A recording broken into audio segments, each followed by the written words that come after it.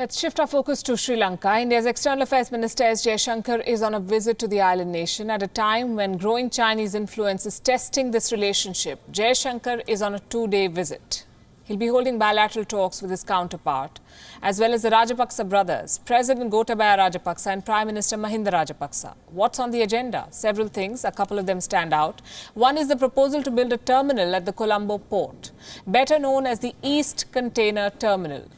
India, along with Japan, has an agreement to develop the terminal for Sri Lanka. In 2019, these three countries signed a memorandum of cooperation.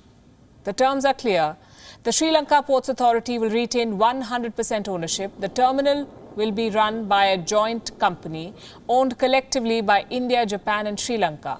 Sri Lanka is the majority owner, will be the majority owner with 51% stakes. India and Japan will have a 49% stake.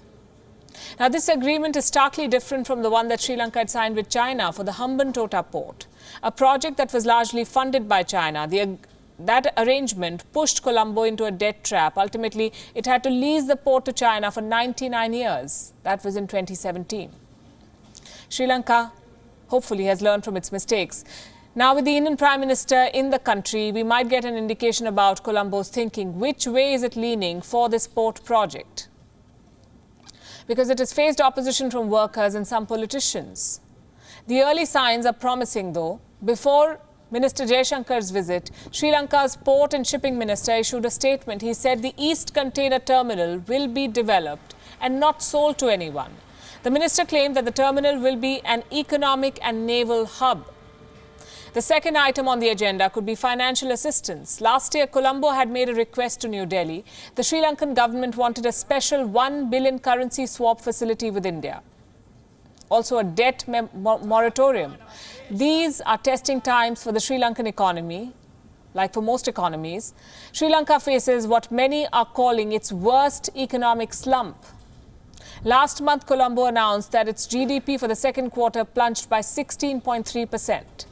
The Sri Lankan Central Bank projects a 3.9% contraction this year, mainly due to the Wuhan virus. The pandemic has hit Sri Lanka's tourism sector very badly.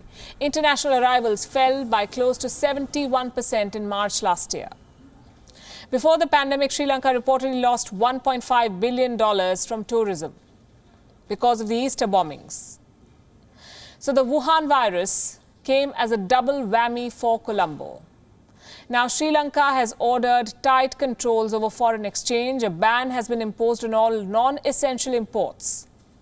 This includes all types of vehicles. Colombo's debt obligation amounts to around $4 billion a year. Sri Lanka says it will honor all commitments. But international ratings agencies have slashed the creditworthiness of the country. At a time like this, any assistance from India will be welcome in Colombo. But beyond anything else, Minister S. Jaishankar's visit could decide the future trajectory of this relationship. WION is now available in your country. Download the app now and get all the news on the move.